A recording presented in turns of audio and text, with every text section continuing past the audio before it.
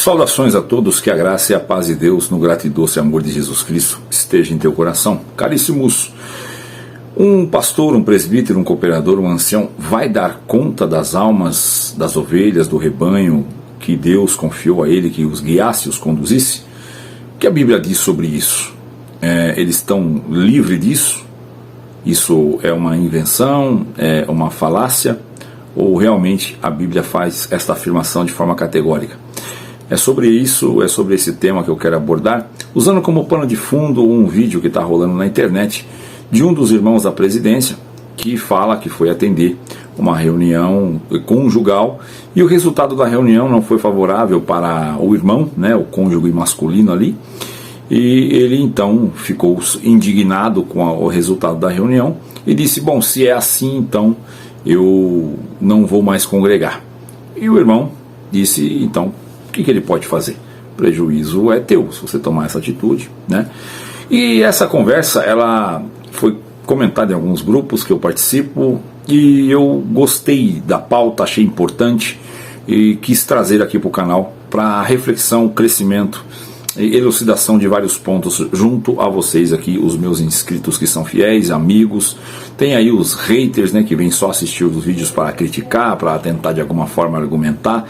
Eu tenho até vergonha de alguns comentários que vocês, esses aí, tá? Essas pessoinhas fazem.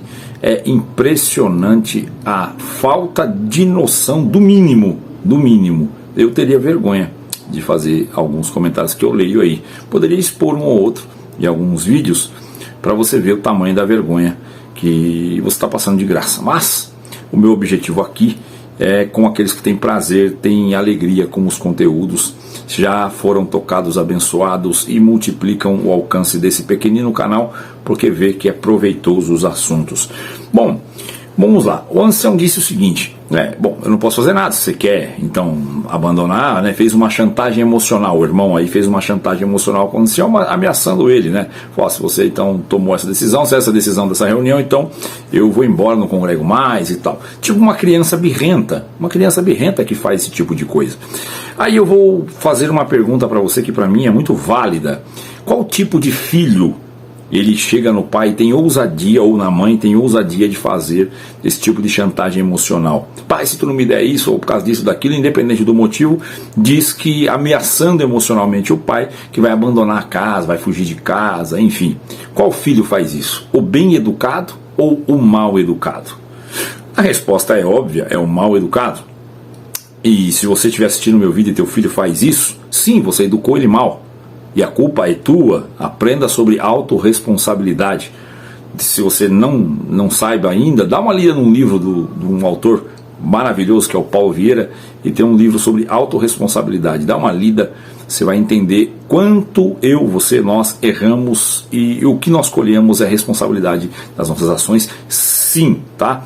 Bom, esse filho mimado, ele tem então coragem, ousadia, porque ele entende a vida a partir do mimo que ele recebeu. Certo? Agora, um filho bem educado, ele sabe o seu lugar, ele sabe que não pode chantagear o pai dele, que ele não pode tomar essa atitude, até porque ele é uma pessoa muito mais bem resolvida, uma boa educação, uma educação de peso, com valores e moralidades e princípios, principalmente princípios cristãos, vai se transformar o teu filho em uma pessoa muito mais madura, muito mais amável, muito mais acessível, muito mais pronta para enfrentar as dificuldades da vida. Isso é a verdade absoluta. Um filho mimado você cria talvez até um delinquente. É isso, infelizmente. E essa pessoa não é pronta para o não é pronta para os desafios, é natural isso daí. Levando para dentro da instituição, o que é que se ouve em 95%? Aí eu vou ser generoso com 5%, tá? Porque hoje tem alguns lugares mudando. Mas por muito tempo que se ouve por décadas e décadas, quando alguém vai congregar, escuta-se o quê? Olha, eu conheço, a parte da vitimização é essa: eu conheço a tua dor, tua aflição, tua guerra, eu sei da tua perseguição, as pessoas te caluniaram, te apedrejaram, te humilharam, comeram no prato que você serviu e depois cuspiram, te traíram a tua confiança, o bem que você fez ninguém reconheceu, eu sei da humilhação que você sofreu, da perseguição, as tuas lágrimas em oculto no teu travesseiro, você veio de arrasto aqui dentro desta casa, sem força, mas ainda assim você veio, né, dar um pouco de heroísmo, uma pitada de heroísmo, e depois começa a dizer sobre a virada, né, dizer: olha, eu vou provar provar que eu estou na tua vida, provar que te amo, levantarei tua cabeça, que eu não te chamei por cauda e sim por cabeça, e vai cair um tanto de um lado, outro tanto do outro, eu vou te exaltar, o que está embaixo vai para cima, o que está em cima vai para baixo, mas ninguém vai falar de você, não vão te apresentar, vão tampar a língua, né, tampar a boca de quem falou de você, e isso, e mais aquilo outro, beleza? É só o que houve, é só o que houve. Sobre o pecado é pregado? Não, até transformar as palavrinhas do pecado em fraqueza, né? Fraqueza não é mais pecado, é fraqueza, falhas. Não, querido, está escrito na Escritura que aquele que diz que não peca mente, ok? Então nós somos pecadores, regenerados? Sim. Renascidos em Cristo? Sim. Perdoados? Lógico. Mas qual é a nossa natureza? Pecadora. Então sim, nós cometemos, nós não permanecemos, porque o Espírito Santo que está em nós nos capacita para não tropeçarmos a segunda vez naquele erro. Mas somos suscetíveis a pecar? Sim, não é errozinho, não é pecado. Bom, a criatura, querido, nós só vamos entender o tamanho do sacrifício, o favor de Jesus Cristo, quando nós vermos o tamanho do nosso crime contra Deus, do nosso pecado. Sim, pecado é um crime contra Deus, por isso a justiça nos condenou, certo? A justiça de Deus nos condena em absoluto. Veja o ladrão da cruz, ele disse: nós por justiça merecemos estar aqui. Sabe quando é que você se converte? Quando você realmente se converte a Deus, quando você consegue concordar que a justiça de Deus deve te lançar no inferno. Presta bem atenção nesse vídeo. Quando você concordar que a tua natureza é condenável e que para agradar a Deus você deveria ser condenado, só que por mérito de Cristo você foi absolvido, então aí sim você vai estar no caminho da conversão. Daí é só prestar atenção na frutificação dos frutos do Espírito. Dá uma olhada lá em Gálatas 5 que você vai encontrar o que é os frutos do Espírito quando aquilo começar a se manifestar em você. Então sim, você é um ser transformado em Cristo. E uma das coisas que o cristão, sempre reitero aqui, o cristão verdadeiro, ele é generoso. Ele não tem para si o conforto se o seu irmão não tiver conforto. Ele divide. Ele tem prazer, ele não é egoísta, ele não é centrado em si mesmo. Lógico, guardadas as proporções, porque nós temos aí os abusadinhos e oportunistas que vivem sangrando os ricos ou os irmãos de bom coração. A estes nem migalha de pão se dá, certo? Porque ser cristão não é dar oportunidade para pessoas que não querem trabalhar, querem pegar dinheiro de gente que trabalhou, que conquistou para fazer aquilo que bem entende, né? Eu conheço irmãos que todos os dias recebem. A pessoa já liga e fala: ô irmão, estou numa guerra terrível aqui, ó, fundiu meu motor, fica em R$2.500, só uma guerra, irmão, ora por mim aí, já passa até o preço, né? Veladamente ele fala: vamos ver se Deus toma o coração do homem de Deus, né? Do homem de bom testemunho. Isso é sem vergonhice, irmão, isso é sem vergonhice, isso é mau caratismo, certo? Bom, voltando ao tema aqui.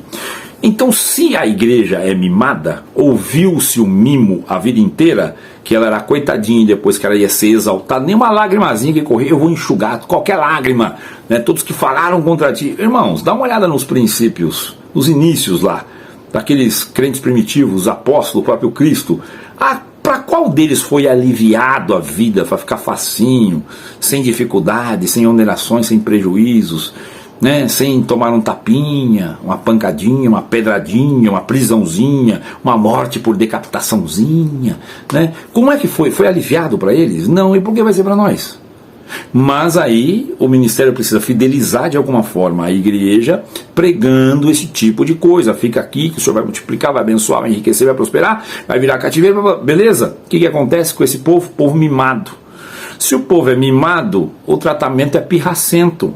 É normal. Então você coloca um camarada desse contra a parede, que é o caso desse exemplo, né? Colocando ali o irmão, o resultado não foi favorável segundo a expectativa dele, ele ficou nervosinho e falou: não, se é assim, então eu vou embora, não volto mais a congregar. Ameaçando o ancião, dizendo: olha, se você vai tomar essa atitude, então você vai perder uma alma, né? Ameaçando o ancião. E o ancião ficou bravo e deu-lhe uma sapatada. Falou: vai, ué. Só que a reação do ancião é tão errada porque ele está tratando um filho mimado com caibro. Ou seja, primeiro eu tenho que fazer o desmame do mimo. Eu tenho que orientar esse filho, disciplinar esse filho, pegar esse filho e conversar e trazer ele para a realidade. Como é feito isso dentro da igreja? Os púlpitos têm que verter o verdadeiro evangelho, cancelar o falso, deixar de sonegar o trigo, levar a autorresponsabilidade dos nossos atos para a igreja. Nós somos culpados das nossas ações. Não é involuntário, igual, não vou nem falar nome, mas só pecou porque não foi involuntário o pecado. Não, o pecado é voluntário, é deliberado, é intencional. Muitas vezes você tem tempo de frear o teu organismo, a tua carne, e você não freia. Porque você quer o prazer do pecado, entendeu? Mas que pecado o irmão está falando? Não estou falando de adultério unicamente, não. Da inveja, da cobiça, do fingimento, da mentira. Tudo isso é pecado, querido. Desejar o mal, tudo isso é pecado. Da glutonaria é pecado, caso você não saiba, certo? Enfim, então voltando ao vídeo aqui, como é que vamos tratar um filho mimado, a igreja que está mimada, com uma vara de ferro sem misericórdia? Vai dar? Não, você vai colocar todo mundo para fora. Tem que ser no conta-gotas, tratar isso caso a caso, trazer esse irmão, explicar para ele, gastar energia. Aí eu falei para vocês, será que os cooperadores, anciães ou pastores darão conta das almas da igreja? Será? Vem comigo agora aqui, Hebreus 13:17 na tela, leia aí, ó. Obedecei a vossos pastores e sujeitai-vos a eles, porque velam por vossas almas como aqueles que hão de dar conta delas, para que eu faça com alegria e não gemendo, porque isso não vos seria útil, né? Está dizendo aqui para você sujeitar e obedecer os seus pastores, porque eles vão dar conta da sua alma. Então, se sujeitando a eles não vão precisar fazer isso gemendo, porque isso não vos seria útil, ou seja, eles não fariam por amor, porque está doendo demais, né? Nessa hora, vai dar conta? Vai dar conta. Tem que sentar, porque a culpa da igreja ser indisciplinada, pirracenta e mimada, são das pregações. Certo? Vai numa igreja, vou dar um exemplozinho. Vai na igreja do irmão Luiz Passoni, lá na Vila Industrial, vê se acontece esse tipo de coisa lá. Se acontece, é caso isoladíssimo de alguém que não congrega lá. Começou a congregar e já deu problema, certo? Mas daqueles que estão lá há muitos anos ouvindo as orientações inspiradas por Deus que Deus dá àquele caro servo, você acha que chega a ponto de alguém fazer uma pirracinha dessa? Não, querido. Por quê? Porque foi bem disciplinado, bem educado. O resultado é uma igreja sadia, fortalecida, com pilares e raízes sólidas em Cristo. Aí, se sair alguma coisa errada, a última coisa que alguém vai dizer é que vai abandonar a igreja ou que vai abandonar a fé. Porque nem de longe isso nem é cogitado em sua mente. Deus abençoe a todos. Espero ter esclarecido esse ponto também e ter feito sentido para você. Ok? E outra coisa, vamos só para não encerrar sem falar, vai lá em Tiago, salvo engano 3, está escrito o seguinte: varões e irmãos, não sejais vós todos mestres, porque para os mestres haverá maior rigor, ou mais duro juízo, enfim, depende da versão que você vai ler aí. Primeiro, Tiago capítulo 3, verso 1. O que está dizendo ali? Que os mestres, que são os mestres da palavra, do ensino, os presbíteros, os anciões, os diáconos, os cooperadores, enfim, todo aquele que ministra a palavra, ele vai dar conta, vai ter um juízo com mais rigor, porque ele é o condutor do ônibus e tem que estar habilitado e atento e dirigir com prudência, com retidão, com clareza, certo? Se antecipando aos movimentos para preservar a integridade dos tripulantes. É o capitão do navio, queridos, ainda que o capitão absoluto é Cristo, mas sim sabemos que a cada um foi dado a um presbitério ao poder de conduzir aquela igreja. Quem conduzir de forma negligente será chamado de mau servo inútil, lançado nas trevas exteriores. Saudações e até o próximo vídeo.